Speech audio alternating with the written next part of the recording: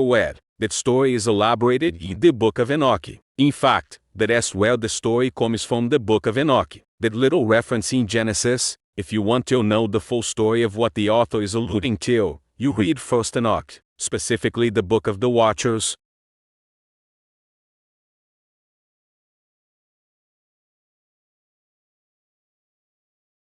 The antediluvial world was considered again, almost universally by the primary ancient cultures around the world as the Golden Age. Of course, this is a term that comes from the Greeks. They all have their own terms for it. For example, the ancient Egyptians refer to it as Zeptepi, the first Chimi. Same thing, same idea. So what is the Golden Age? What is the first Chimi? This is the Chimi when the gods descended from heaven and co-inhabited the earth with mankind.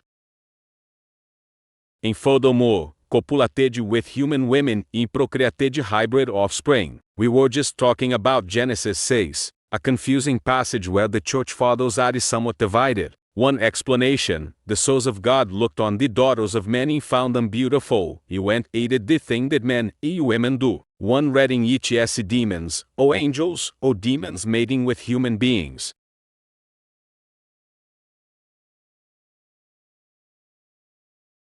One issue with that, of course, is that to make a human being in the ordinary course of things, you need two beings that have bodies, not an incorporeal being and a corporeal being. Justin Martyr in the second apology says each as angels and humans, Origen as well, a number of church fathers. Though there is disagreement, one view is the Sethite view: the sons of God refer to the descendants of Seth. The daughters of men refer to the descendants of Cain. If you take an even more metaphorical view, it is the notion that virtuous men are seduced by not so virtuous women, an anthropological fact of history. But the biblical view, the only one that makes logical sense, is that the sons of God in Genesis 6 are an angelic faction. These are the angels, not men. The sons of God saw the daughters of men, that they were comely, and decided to take wives from among them. They copulated with them, and the product of their union was giants, the Nephilim.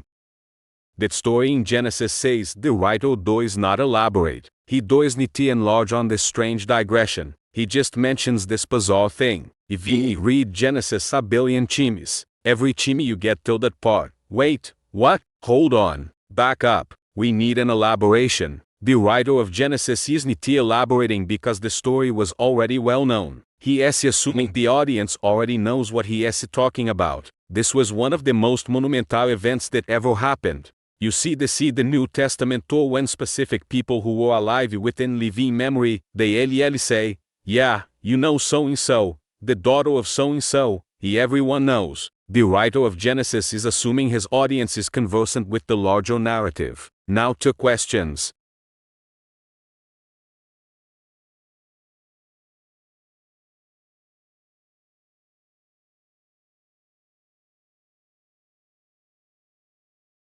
First, how does the traditional Christian understanding of an angel which me persuaded by that an angel is incorporeal, that they don't communicate by speaking because they don't have vocal cords, that angels in themselves don't have bodies? How does an incorporeal being create a child with a corporeal being? I think we need to back up. We have to deal with what I call the first case.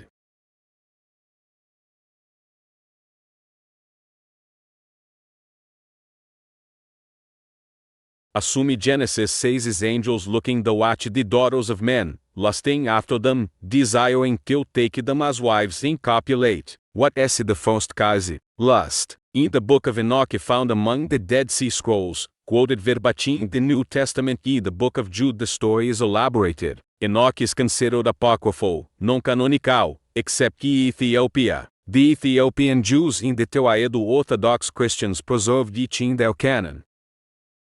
And there are many allusions to Enoch in the New Testament. When Jesus says, "In my Father's house are many mansions," where does that come from? The Book of Enoch. Jude quotes it verbatim. Enoch the seventh from Adam prophesied, saying, copy-paste from 1st Enoch into his epistle. The early church, the church fathers, the disciples of Christ, Christ himself, all the writers of the Bible, all of them were conversant with the Book of Enoch. If you walked into the temple in 1st century Jerusalem, into the scriptorium where the sacred scrolls were kept, you would find a manuscript reflective of what we call 1st Enoch, Ethiopian Enoch. Now back to the first case. How do you explain incorporeal beings having sexual impulses? That's a very good question. But before we get to which would you say this is the first sin the angels committed, the rebellion of Satan? No.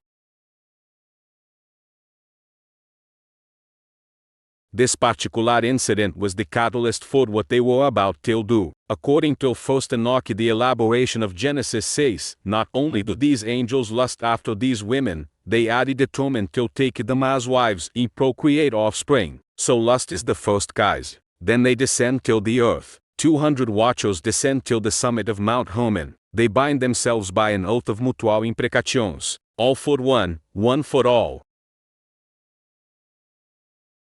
They knew each was a great sin, but they would accept the consequences together. Mount Hermon has been known since time immemorial as the Mountain of Oath. Then they descended into the plains, and they chose for themselves, each one maiden that they desired to wed. They took them to a wife. They copulated. The women conceived and gave birth to giants, demigods, the offspring of God and man. This is the Hebrew cosmological paradigm of the antediluvian world, of the Golden Age, of Zeptepi. Because the ancient Mesopotamians, Egyptians, Greeks, Romans, all of them believed the same thing. The gods descended to earth. They copulated with human women. Look at Atlantis. Everyone knows the legend, but few people pay attention to what Plato actually writes in the Timaeus and Critias. Solon of Athens travels to Egypt. The priest of Sais informs him about the extraordinary past of the Athenians, this epic conflict with Atlantis. Everyone knows Atlantis was an advanced civilization destroyed a night. But what is the beginning of the story? The gods who descended to earth were apportioning the earth among themselves. Poseidon received the region of Atlantis. He builds Atlantis. He becomes enamored of a human woman named Cleito. He takes her as wife. He copulates with her. She gives birth to 5 sets of twin souls, the 10 kings of Atlantis. Giants. Atlas is chief among them. 1:1 match with the Book of Enoch.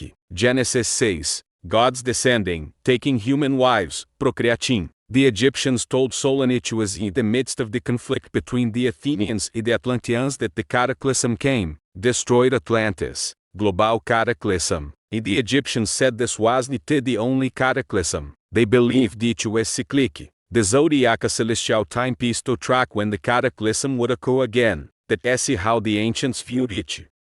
I'm not saying the pyramids were built by giants. I don't know who built the Great Pyramids, but I do believe many of these extraordinary megalithic sites around the world back were built in the age before the flood. Each had something to do with the knowledge of the gods who descended to earth. That's what the ancients say. Go teu Godranches. Com. Use cão DNOLLS. Over 140 family farms across America have shut down since 2017. Why? Grocery chains keep pushing cheap imported meat instead of supporting the folks who live and work right eating the USA. When you visit Godranches, you are not just getting better meat, you are getting behind a mission that matters. Everything they offer is 100% American source. No antibiotics, no added hormones, absolutely no seed oils. Just real, honest meat. Plus, you are helping preserve your way of life. They partner exclusively with local farmers who have spent generations perfecting their craft. Right now, subscribe to Good Ranchers and choose free bacon, ground beef, seed oil, free chicken nuggets, or salmon in every single order for a full year plus an extra $40 off with code NOLLS. Good Ranchers. Com. NOLLS. Good Ranchers. American meat delivered. I have one very intelligent friend, extraordinarily educated, very high IQ, very serious person. He tells me, when I think of these ancient structures and all the debates over how they were built, I basically think it's largely demons. He means it. He is not joking, but ele quibble with the term demons. We have a very Western perspective of angels and demons, a demonology that comes from Western tradition not necessarily concordant with ancient Hebrew cosmology. If you asked an ancient Hebrew what a demon was, they have a very different answer. If you asked an ancient Greek what a daimon was, a spirit, a disembodied spirit